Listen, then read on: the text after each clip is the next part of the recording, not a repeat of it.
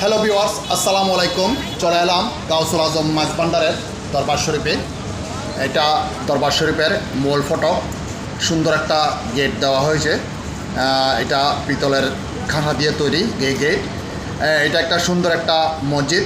এই মসজিদটা নির্মাণ করেছে আমাদের সাবেক মেয়র আলহাজ মঞ্জুরুল আলম।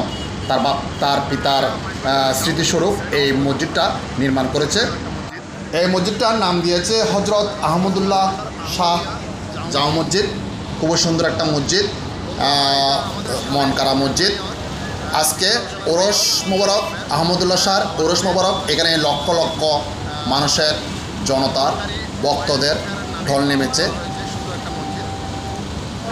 আজকে আমরা ঘুরে ঘুরে মাজারের ফটক হজরত আহমদুল্লাহ শাহর রোজা মোবারক দেখব, হজরত জিয়রত হুজুরের রোজা মোবারক দেখব। এটা হচ্ছে এখানে আসলে অনেক রোজা মোবারক আছে। আমি মেইন ফটকগুলো, এটা হচ্ছে হজরত জিয়ারত হুজুরের রোজা মোবারক। খুবই সুন্দর, আজকে খুবই সুন্দর সাজসজ্জাভাবে মাজারগুলোকে সাজিয়েছে।